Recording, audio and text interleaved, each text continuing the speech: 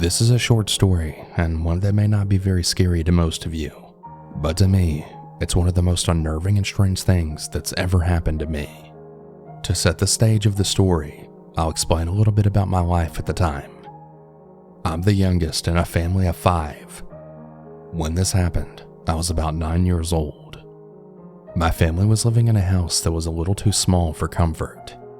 Thankfully, about a year earlier, my mother had gotten a promotion at her job and had finally saved up enough to be ready to buy a larger house for us to move into.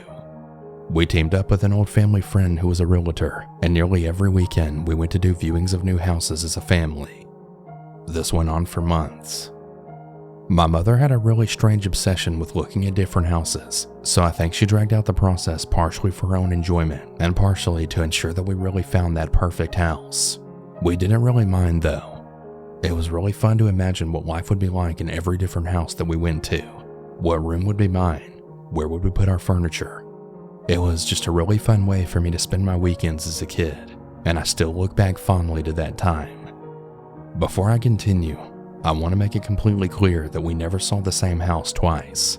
Every weekend it was a new house, so what is coming up just really can't be explained by me ever seeing this house before. During this time in my life, I also really suffered frequently from nightmares.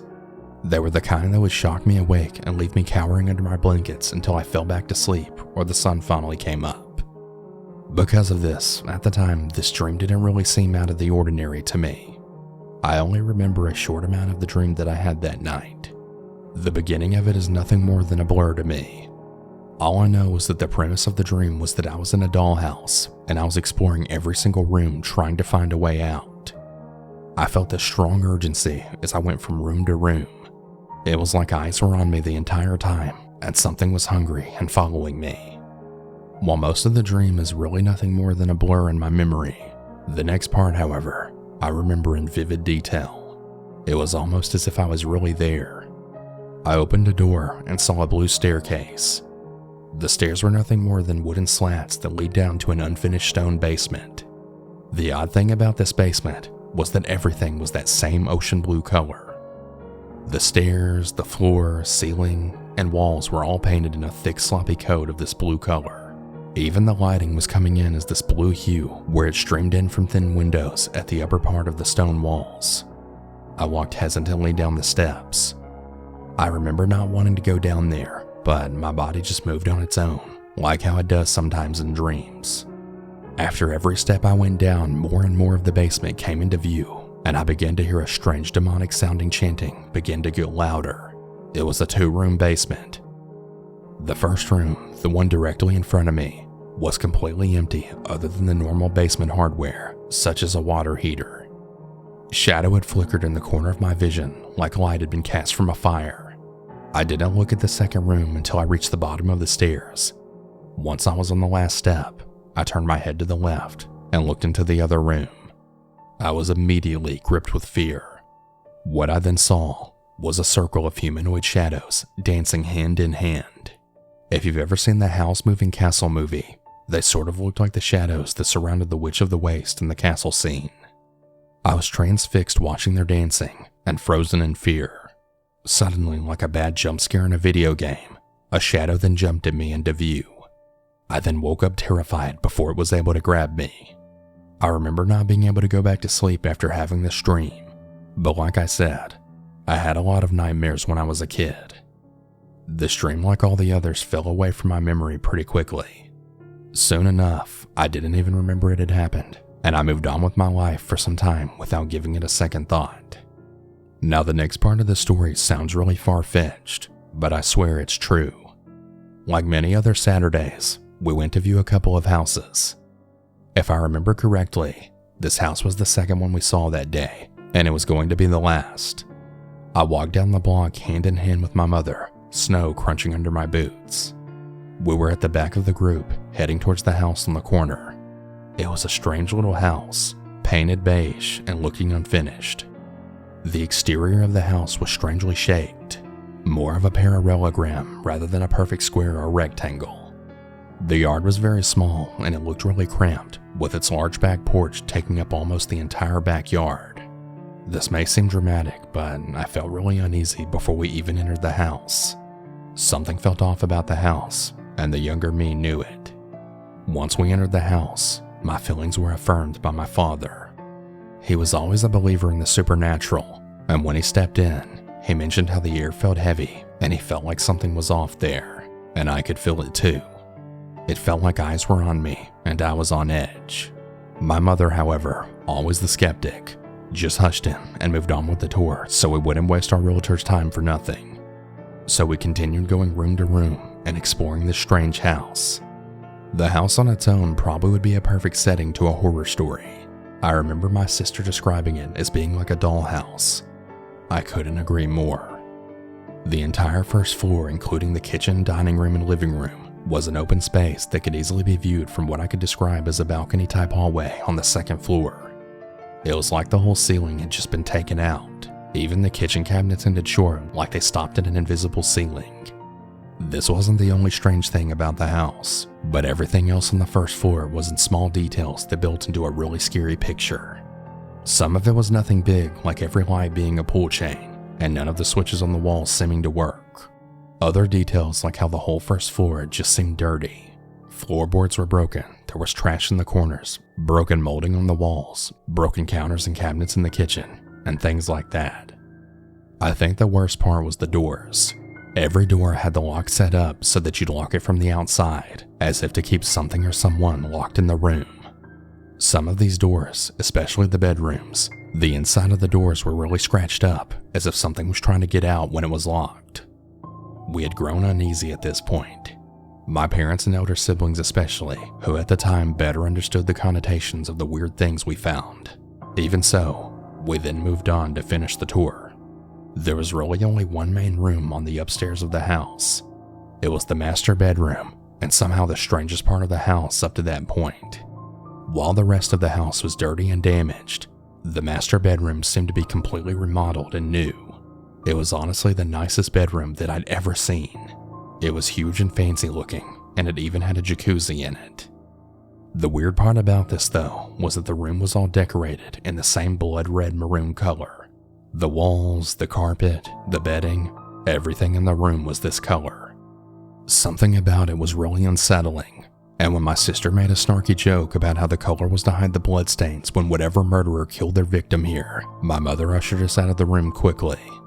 By this point, my whole family was thoroughly creeped out and ready to leave this house, but because we had already seen so much, we decided we might as well finish with the last room, the basement. Though things were already really strange and unsettling, the basement was the final straw for me.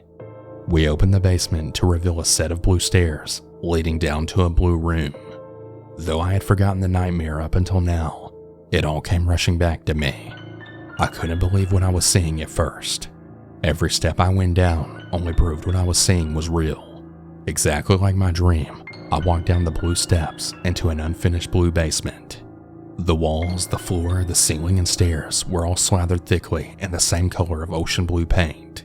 The only difference was the room was dimly lit only by the white midday winter light streaming in from the windows. I was so afraid to see the other room as I approached the bottom of the stairs. Finally, I had turned my head left to look into the second room and saw nothing. It was completely empty other than what looked like a filled hole in the middle of the room where the shadow had been dancing around in my dream. Perhaps it was from a furnace or something else, but I didn't care to know. Tears threatening to escape from my eyes, I grabbed my mom's hand and then said, "Mom, I really want to leave. I'm scared." My family agreed that it was time to end this strange tour. My mother took me outside while my father and siblings finished up with the realtor, saying their goodbyes. My mom asked me what was wrong, but I never told her. I didn't expect her to believe me that I had dreamed about a house that I'd never seen or been in months before being here. We left that day and clearly never moved ahead to purchase.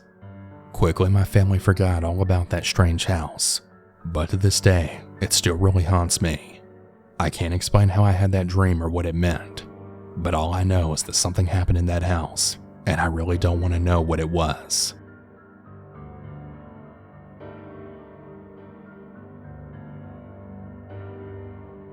Hey everyone, I just want to take a quick second from the stories to thank today's sponsor, Manscaped. It's holiday season, and if you don't know what to get as a gift or stocking stuffer, well, today's sponsor, Manscaped, has all the tools to guarantee you win this year's stocking stuffer or white elephant competition. Manscaped is the leader in men's below-the-waist grooming, and they have served more than 4 million men worldwide. If my math is correct, that's almost 8 million balls. Get 20% off plus free shipping at manscaped.com with code Cannibal. Inside their stocking stuffer, you'll find their lawnmower body trimmer, the best trimmer on the market for your balls, butt, and body, as well as the Weed Whacker ear and nose hair trimmer. They also have the Manscaped 2-in-1 shampoo plus conditioner, as well as the Manscaped cologne-infused body wash. All of these formulations are all vegan, cruelty-free, dye-free, sulfate-free, and paraben-free, so you know their products are legit. Make sure you hurry to their site to ensure these wild gifts show up before the holiday season. Get 20% off and free shipping at manscaped.com with code Cannibal. Be the ballsiest gift giver this year with Manscaped. This happened in October of this year, just a week ago. So I live in a really small town on the west side of the United States. For such a small place, a lot of weird things tend to happen. Sometimes bad, sometimes tragic. And for some reason in the fall and winter, creepy shit just always goes down. I grew up here, and in my 21 years, I've seen a plane crash in the local high school, a murder-suicide, police killings, and much more. But today, I'll focus on what just happened. So in my junior year of high school, which was in 2014, a fellow student shot himself after a fight that he had with his girlfriend. It was obviously really heartbreaking for the whole town. I'm fairly close to his family, and I've spent a lot of time with them since their son's passing. So last week, they were going to go hunting in Louisiana, and they asked me if I'd be willing to go take care of their dogs while they were gone, and I gladly accepted. So I went over there, and they showed me the kennels and where the food was, and they gave me a key. Later that night, I go back to the house to bring the dogs in. While I'm inside, I notice some noises, kind of like someone walking around in the house. I call out to see if maybe one of their older kids were inside, but it was empty, and I knew that the other kids went with them because of Instagram stories on their trip so far. So I just try to rationalize it and say it's a big house, and I guess it just makes noises. But just for my own comfort, I decided to call my buddy to see if he wants to start helping me. He works outside our small town at an electric company, and I work for the local water treatment plant. And we both work schedules of 1 week on, 1 week off, so I knew he had the next week off. So I asked him to help me, and he says yes. The very next morning we get there, and we go inside to then let the dogs outside for the day. Then we feed and water them. As we're doing this, I casually tell him about what had happened the night before. We kind of both just laugh it off, ignoring what we were both thinking about our classmate who had passed on. So fast forward to that night, we take the dogs inside and we go throughout the house making sure it's locked, then put the dogs in the kennels. As we're doing this, I noticed a light coming from upstairs. I point this out to my friend and we go upstairs to turn it off. Well, it was the old bedroom light of our classmate. At this point, I say that it's pretty weird around here, and he agrees. But again, we didn't want to be disrespectful in their house by talking nonsense. So the next morning, we go back with no problems, and we kind of just stand around for a while outside by our trucks, just talking and stuff. My friend then happens to look up and sees a face in the window of that same bedroom. He then points it out to me, but I can't see it. Nonetheless, we rush upstairs, but the room's empty. The whole house was empty. So at this point, we know something weird's going on, so we leave. Fast forward to that night. I pull up to the house and my buddy texts me that he'll be there in 10 minutes. So in the meantime, I just sat in my truck, talking to my girlfriend on the phone. At some point I look up, and I then see something that took my breath away. The front door of the house has a window in it. A window that blurs, but you could still really tell if someone was standing at the door, and I see a figure standing there. There was a little bit of light coming from behind. I hung up the phone and just sat there staring, when I then heard a honk right behind me. Very relieved, it was my friend. I then looked back, and the figure's gone. I get out and I tell my friend what happened, and we're both terrified. But we go to the backyard and gather the dogs. When I then opened the door, I saw something absolutely creepy. The kitchen sink was on, the cupboards were open, and there was light coming from upstairs again, as well as from the master bedroom on the ground floor. We were frozen. Finally, I snap out of it, and we both just go around the house together, turning things off. When we eventually end up leaving, my friend looks at me and says it. "Dude, it's him. You know it is." I didn't know what to say. We then both left and we went to my house. I called the parents of our classmate and I said we just couldn't do it anymore and that something really weird was happening in their house. Their response? "It's okay, we know what you mean, and it can be a little hard to get used to. Don't worry about the dogs, just put their food and water outside." And ever since then, I just can't go back to that house. Even thinking about it terrifies me. So yeah, that's my story.